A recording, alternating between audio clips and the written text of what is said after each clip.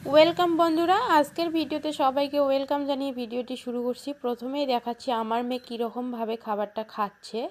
তো ভিডিওর শেষে আমি পুরোটাই দেখাবো সে কীরকমভাবে খাবারটা খেলো আর কতটা মজা করে খেয়েছে, পুরো খাবারটা শেষ করেছে তোমাদেরকে দেখিয়ে দিব। তো যাই হোক, কথা না বাড়িয়ে শুরু করছি মূল আয়োজন। এখানে আমি ওটসের খিচুড়ি করব আর তার জন্য নিয়েছি মিষ্টি আলু আর নিয়েছি গাজর। মিষ্টি আলুটাকে ভালো করে খোসা ছাড়িয়ে ভালো করে ধুয়ে কুচি কুচি করে কেটে নিয়েছি। দেন এবার গাজরটাকেও কুচি কুচি করে কেটে নিয়েছি। এখন কড়ার মধ্যে দিয়ে দিচ্ছি পরিমাণ মতো ঘি আর মিষ্টি আলু এবং ধুয়ে রাখা গাজরগুলোকে দিয়ে দিচ্ছি। এগুলোকে হালকা করে একটু ভেজে নেব। 1 থেকে 1.5 মিনিটের মতো লো আঁচে ভাজতে হবে। তারপর এটা ভাজা হলে কিন্তু এর মধ্যে দিয়ে দিব একে একে মশলাগুলো। আর বাচ্চাদের খাবার কিন্তু কখনোই ভাই আছে ভাজা যাবে না, তাহলে খাবারের যে পুষ্টিগুণটা আছে সেটা নষ্ট হবে। আর এখানে আমি ঘি দিয়েছি, তোমরা চাইলে বাটার দিতে পারো। আর হ্যাঁ, এখানে আমি যেটা সবজি ব্যবহার করেছি সেই সবজিগুলো যদি তোমার হাতের পাশে না থাকে তাহলে তুমি হাতের পাশে যে সবজিই থাকুক না কেন সেই সবজি দিয়েই কিন্তু খাবারটা বানাতে পারবে। আমি এখানে মিষ্টি আলু দিয়েছি আর দিয়েছি গাজর, তোমরা চাইলে ফুলকপি দিতে পারো, তোমরা চাইলে টমেটো দিতে পারো বা আদার্স যে বিনস হয় বরবটি হয় সেগুলোও দিতে পারো। তো এখানে আমার মেয়ের পরিমাণ অনুযায়ী আমি 2 চামচের মতো ওটস দিলাম আর ওটসটাকেও আমি 1 থেকে 1.5 মিনিট ভালো করে ভেজে নেব। এই হালকা আঁচে ওটসটাকে ভাজবো এবং ঘি আর মিষ্টি আলুটাকে আর গাজরটা 0.5% সেদ্ধ হয়ে আসবে। এবারে ভাজা হয়ে গেলে দিয়ে দেব পরিমাণ মতো পানি। এখানে আমি 1 বাটি পানি দিয়েছি, তবুও মনে হচ্ছে যে না, সেদ্ধ হতে একটু বেশি পানির প্রয়োজন আছে, সেই কারণে আমি আবারও 1 বাটির মতো পানি দিয়ে দিলাম।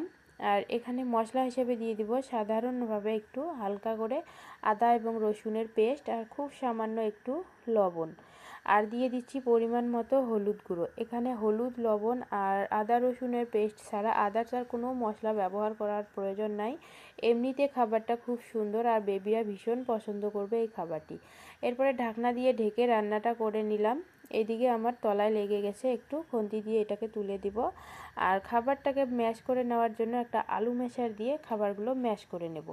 এই পর্যায়ে যদি খাবারটা বাচ্চাদেরকে খাওয়াই তাহলে কিন্তু বাচ্চার গলায় আটকে যাওয়ার একটা চান্স রয়েছে, যেহেতু এখানে গাজরগুলো এখনও দানা দানা রয়েছে আর মিষ্টি আলুটা কিন্তু সেদ্ধ হয়ে একদম গলে গেছে।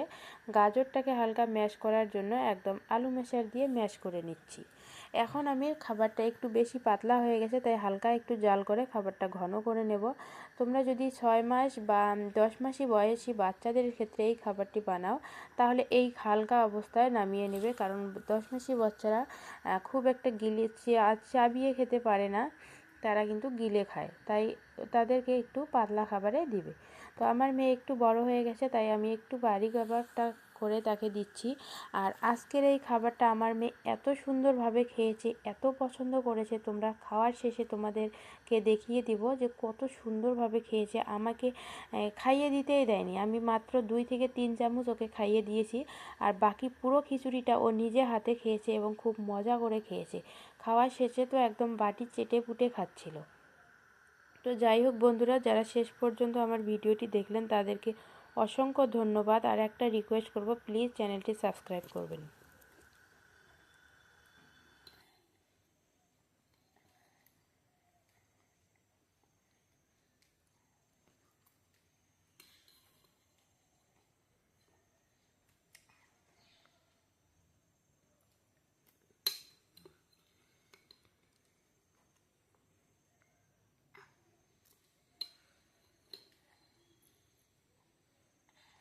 পানি খাও একটু,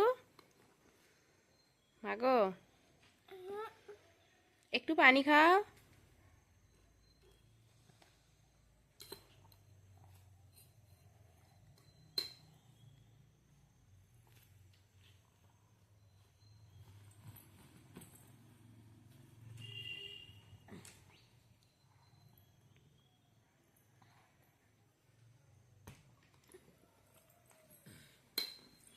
বসে খাও। হুম হুম।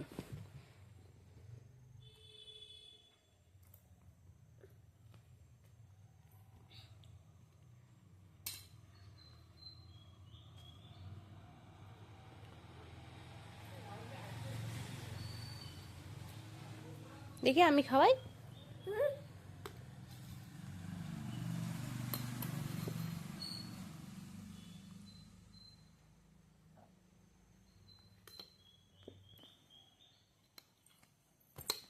দাঁড়া দাঁড়া, তুমি এরকম করো না। হ্যাঁ, তুমি হা করো।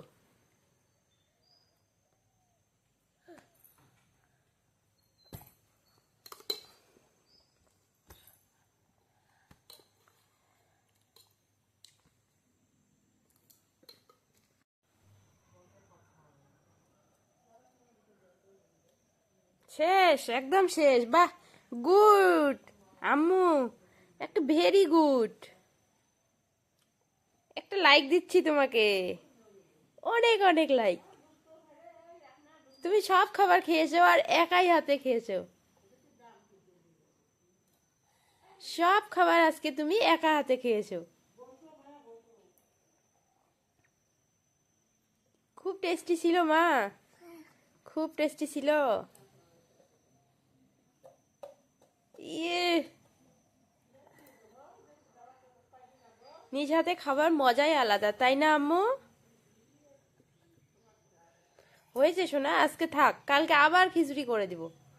এই খিচুড়িটাই তোমাকে কালকে আবার দিব, ঠিক আছে? এখন পানি খাও, পরিষ্কার করাবো তোমাকে।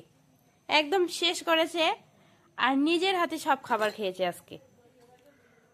আজকে আমি খুব খুশি।